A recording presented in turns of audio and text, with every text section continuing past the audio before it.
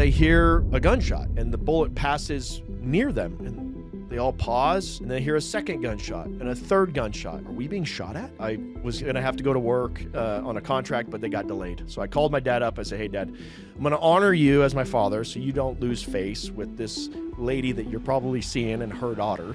I said, but I'll come meet whoever it is that you wanted to meet. They put us together, and so now I get to say we had an arranged marriage. So after Sergeant Walsh had been shot and killed by the sniper, and Buck Doyle got airlifted out, they sent us out to go find the sniper.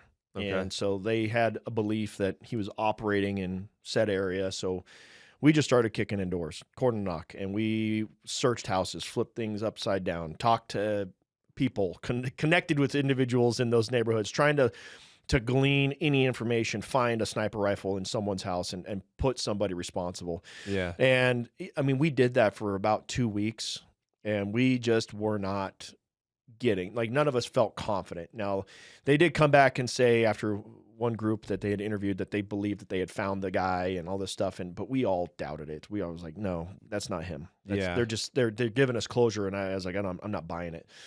But the Marine Corps had other missions, so they had to send us out. They wanted us to do hide sites to look for guys digging in IEDs. So I went out with my team. We got stuck in the middle of the desert where we wanted to put our hide. It wasn't going to work out. The ground was about, concrete. So we had to figure something else out on the fly, which wasn't great either. And it was 115, 120 that day. I didn't care if I was hoping for an attack on me because I just wanted to be out of that hide site. It was so miserable. Yeah. But that was us. That was my experience in that. I didn't see anybody moving about, but Doc Fish and his team had found an orchard. So tall grass, cool environment, shade from the trees. Wow. Like a kid in a field, he's got his little parted place, puts the sniper rifle down, has this beautiful view of MSR, and I'm like, I learned about this all after, of course, and I'm thinking to myself, like, Doc, that is a way better setup than what we had. Yeah. If you could look at what I had, you would have maybe second guessed your whole career. Okay. Yeah. But your situation's pretty dope. An orchard. Yeah. And there's a few of them out there, but like he just happened to, like, where they were going, they just did that. So they didn't have to do really anything. They didn't have to put anything overhead. They just basically built a little structure for them to maneuver and put their rucks here, have their stuff around, and built up their cordon. Yeah. So while they're there, they hear a gunshot, and the bullet passes near them, and they all pause, and they hear a second gunshot and a third gunshot, and then nothing. And they're like, are we being shot at? Yeah. And then they see this guy in line of where their hole is, looking at MSR, pop up and walk right by. And he's got a rifle slung over his shoulder. So they look at each other and they're like, is he zeroing his rifle? And they see the guy walk back by. And they're like, if he does it again, he's coming back. 3 more rounds go downrange. They said, we're going. Doc Fish grabs his rifle, starts walking right to where he last saw him. And as that dude stands up, Doc Fish puts that dude into a bag. Into a bag. Into a bag. Yeah. So they took him back to their hide site? No, he domed him with a round right in the face, about as far as we're standing from each or sitting from each other. He puts a round straight right between the dude's eyes, puts that guy in a bag to go in the ground another day. No kidding. Yeah. Was that dude actually shooting at them? Did they figure that out? No, he was zeroing his rifle. Now, what's incredible about this is, and what we knew is that the area that we were actually looking for the sniper was the city adjacent to that orchard. So they were actually not too far from the city that we just had trashed trying to find this guy. Now, after that happened, there was no more sniper fire for the rest of our deployment. So we're pretty confident that the guy who killed Sergeant Walsh is that guy that Doc Fish took out that day to bring that full circle. And then it also secured that area from sniper fire for the rest of at least the time that I was there. Yeah. And at that time of the war, we knew the guys that we were facing had been there, had gone through many cycles of Marines. So these guys are educated, they're knowledgeable, they know what it is to survive because they've survived up to this point. So this guy was pretty confident about what he was doing, but we just happened to be at the right place at the right time.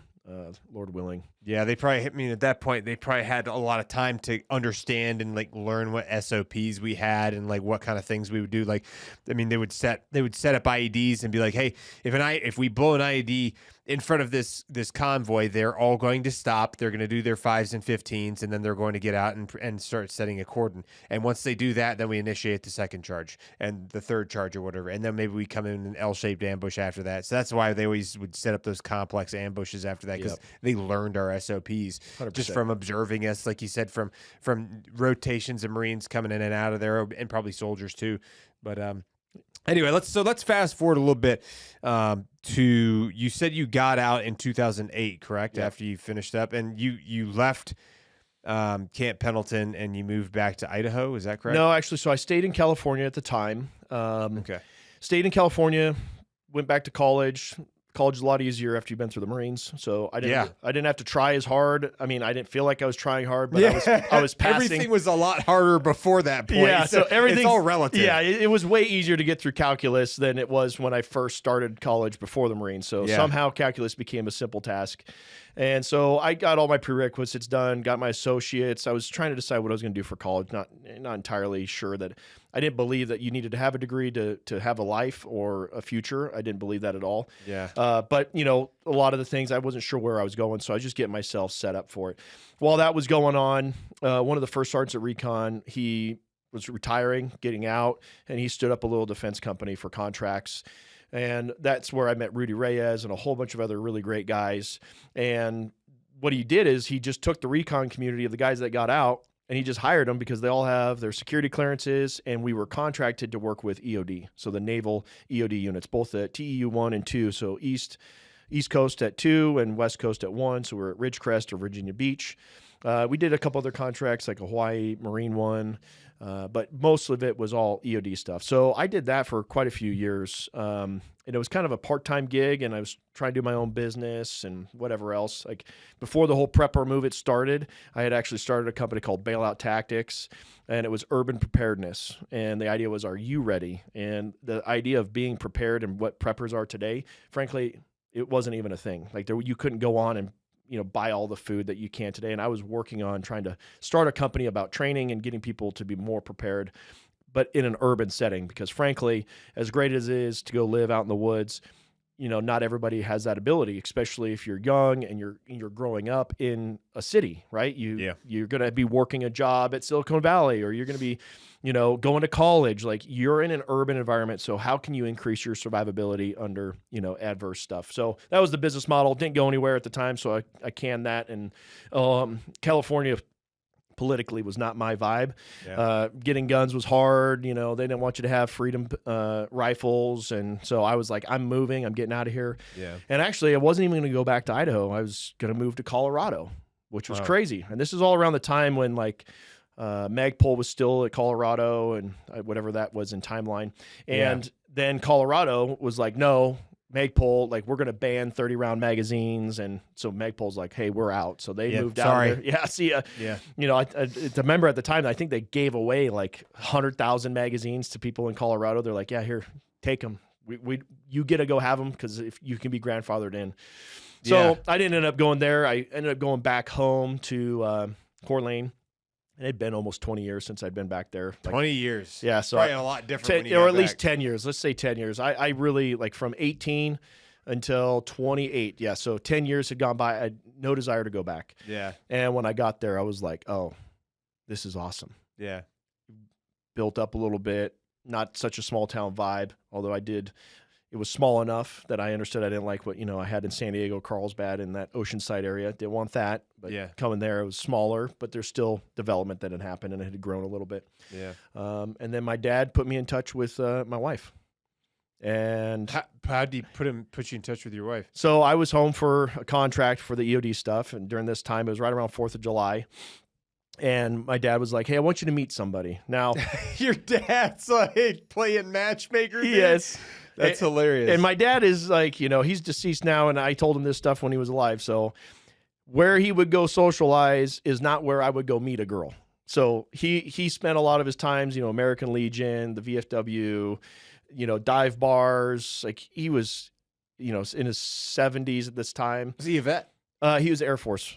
Okay. Yeah, but he literally he just liked the ladies. Go out, give them hugs. He's told me he's like, Cody, he's like, just give them hugs. He's like, it's the best thing. It's the best thing. Just get the hugs. So anyway, so I was like, all right, Dad, honor my father, right? So I was gonna have to go to work on a contract, but they got delayed. So I called my dad up. I said, hey, Dad, I'm gonna honor you as my father, so you don't lose face with this lady that you're probably seeing and her daughter. I said, but I'll come meet whoever it is that you want me to meet. Well, while that's all going on, my wife is thinking the exact same thing. So at the time we weren't married, but her mom's like, hey, I want you to meet Roger's son. And she goes, Roger's son? Roger's son. Yeah, she's thinking, so like, I know Roger. Your dad's dating her mom. Yes. And so they're both like trying to link you. Yes. That's the weirdest thing I've ever heard. That's so wild. So they put us together. And so now I get to say we had an arranged marriage. So that's so funny. And where did you guys meet the first time? A dive bar in town called the Falls.